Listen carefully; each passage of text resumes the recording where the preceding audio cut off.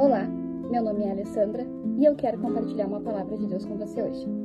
Para quem não me conhece, meu nome é Alessandra, eu sou mãe, esposa, formada em História e apaixonada por Jesus e ainda mais pela sua palavra.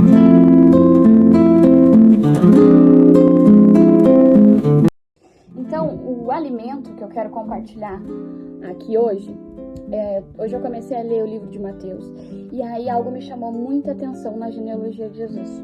Que quando a gente começa aqui em Mateus 1, a genealogia de Jesus, a gente vai ver que o Senhor ele deixa bem frisado 3 mulheres. A maior parte da genealogia, claro, vem pelos pais das famílias, então são nome de homens, mas tem 3 mulheres aqui que o Senhor faz questão de frisar e de colocar nessa árvore genealógica de Jesus. E essas mulheres são Tamar, Raabe e Ruth. E o que queimou no meu coração? Que quando a gente vai ver a história de Tamar, Raabe e Ruth, são histórias imperfeitas. Você já parou para pensar? São mulheres improváveis, que nem a gente tem dito muito sobre isso, sobre mulheres improváveis. Mas o que queimou foi a história de vida dessas mulheres.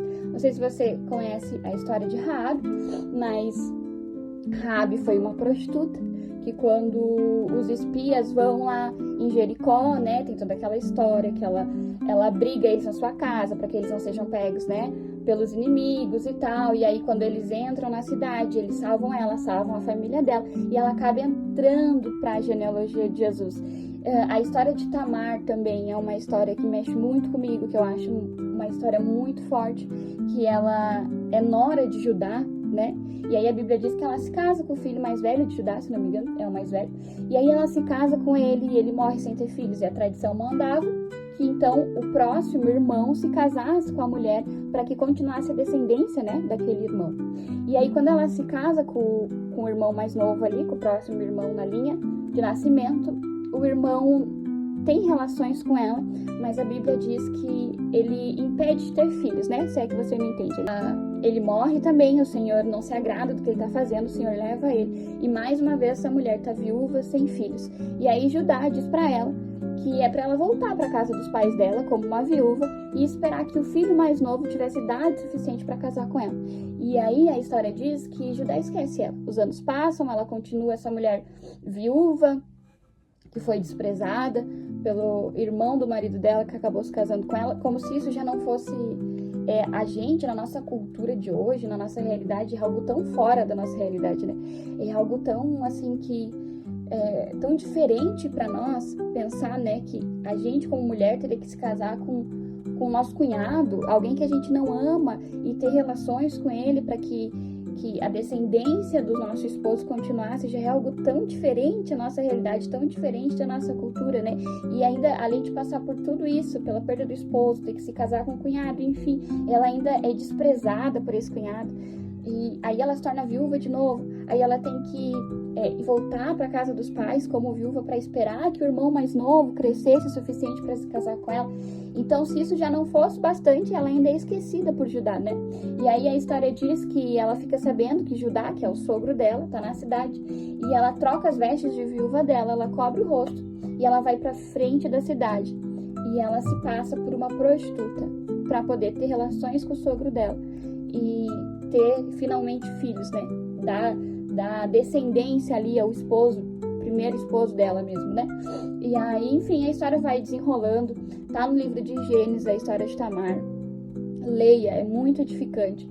E aí acontece que depois acontecem algumas coisas e tal, Judá descobre, e aí sim ela é restituída à família, Mas ela tem que se prostituir com o sogro. Você vê que não é um conto de fadas. Você vê que não é uma história de filme de princesa. Tanto a história de Tamar, que eu particularmente acho uma história assim, essa mulher foi muito forte para passar por todas essas coisas e ainda lutar pela descendência do marido dela, para não ser esquecida, teve que suportar tudo que ela suportou. A história de Raabe também é uma história muito forte, uma mulher que teve que ir para a prostituição, mas o Senhor lembrou dela e ela se posicionou diante daquele momento, salvou, ela reconheceu que o Senhor era Deus. A gente tem a história de Ruth, que também era uma mulher que servia, que era de um outro povo, que que provavelmente tinha uma outra cultura, tinha outros deuses, e foi uma mulher que, assim também viúva, né, ela se posiciona e ela é fiel à sogra dela, e ela vai mendigar, né, porque a Bíblia diz que para trazer sustento para a casa dela, para que ela e a sogra dela não morressem de fome, ela vai mendigar no campo, né, e aí ela conhece Boaz, e a história acontece. Então são 3 histórias de mulheres, histórias imperfeitas, sabe? Eu não sei se você já parou para pensar nisso, mas eu já, olhando para minha vida e vendo quão imperfeita foi a minha vida, quão imperfeita é a minha história, eu falei, Senhor, será que eu valho a pena? Você já pensou isso? Sabe? Quando às vezes a gente conhece a Jesus e o Senhor nos chama a ter uma vida de pureza, uma vida de santidade, uma vida entregue a Ele, uma vida que a gente vai negar a si mesmo e vai fazer a vontade somente do Senhor e não a nossa. Mas aí a gente olha para nós e a gente fala, mas o Senhor tá me chamando, sabe? Olha a minha vida, Senhor. Olha tudo que eu já fiz. Olha a minha história. Eu não tenho uma história agradável, eu não tenho uma história perfeita, eu não tenho... É uma história tão feita de altos e baixos, de erros e acertos, de pecado, de coisas que geram orgulho, de coisas que geram vergonha. Será que o Senhor está chamando a mim mesmo, assim, do jeito que eu sou? E aí depois, quando a gente é chamada talvez para um ministério, ou quando a gente até vem fazer isso aqui, vem pregar, vem falar, contar o nosso testemunho, falar o que Deus tem feito na nossa vida, falar das maravilhas do Senhor, aquilo que a gente está conhecendo dele e o que a gente está aprendendo na palavra e as revelações que o Senhor está nos dando, sabe? Talvez a nossa carne, a nossa consciência ou até o inimigo da nossa alma, que é Satanás, ele vem surrar a nossa vida e ele vem falar, mas será que é para te falar? Como é que a tua boca vai falar, olha tudo que tu já fez? Ou olha o que tu tem feito? Ou olha pra tua história? Sabe, eu sou uma pessoa que não tem uma história perfeita. O meu casamento não tem uma história perfeita. É um casamento feito de altos e baixos. Já aconteceu muita coisa. A minha vida já aconteceu muita coisa. Então, quando eu olho para essas mulheres, eu falo, meu Deus, o Senhor me vê. Lembra de Agar no deserto? A Bíblia diz que ela fugiu pro deserto, fugiu da senhora dela, que era Sara. E eu acho lindo, lindo, lindo, lindo que ela era uma escrava. E a Bíblia diz que Deus viu ela no deserto, quando não tinha mais ninguém, só ela ali. A Bíblia diz que o Senhor viu ela. E é isso que eu quero trazer para nós aqui hoje. O Senhor nos vê. O Senhor nos vê, o Senhor nos ama e o Senhor nos chama.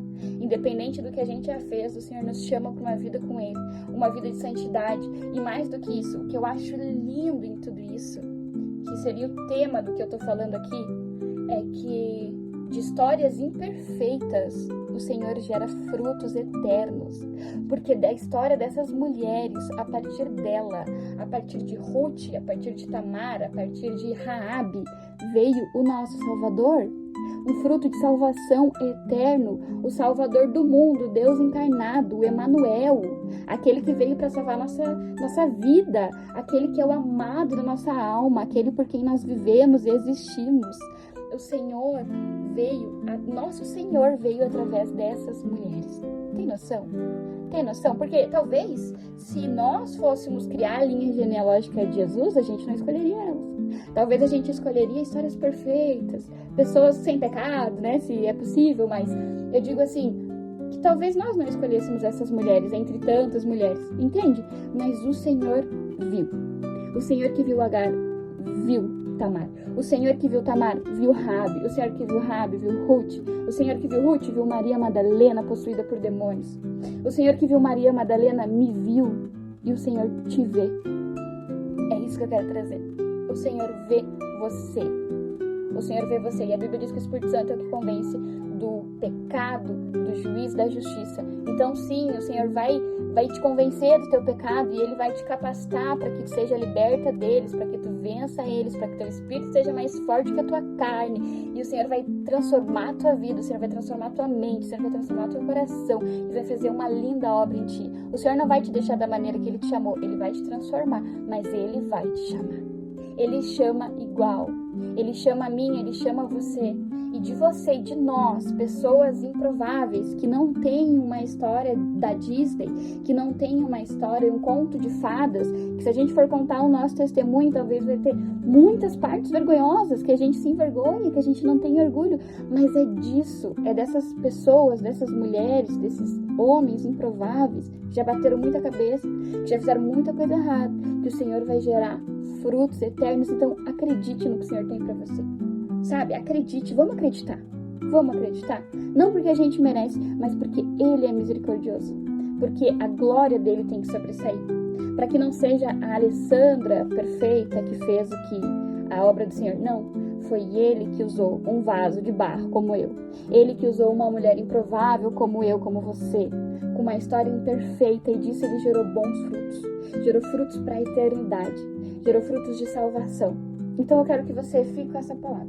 Que você medite nela. E isso que queimou tanto no meu coração que eu falei, meu Deus, obrigado. Senhor, que graça. Que graça imerecida, que graça escandalosa. Porque mesmo cometendo tantos pecados, mesmo fazendo tantas coisas que contradiz a palavra de Deus na minha vida, na história da minha vida, o Senhor teve graça e o Senhor me viu quando ninguém mais me viu. E o Senhor te vê quando ninguém mais te vê. Ele é contigo. E não sou eu que estou dizendo isso. É a palavra de Deus. E a palavra de Deus não somente diz, mas ela nos deixa exemplo para mostrar que Ele nos vê e que Ele tem planos na nossa vida. Planos que gerarão frutos para a eternidade, frutos que não morrerão nessa terra, que o ladrão não tem como roubar. A história dessas mulheres nos mostra que o Senhor usou a vida improvável dela, a vida imperfeita dela, para trazer o nosso Salvador. E eu espero que isso te alimente como tem me alimentado. Em nome de Jesus, que Deus abençoe você.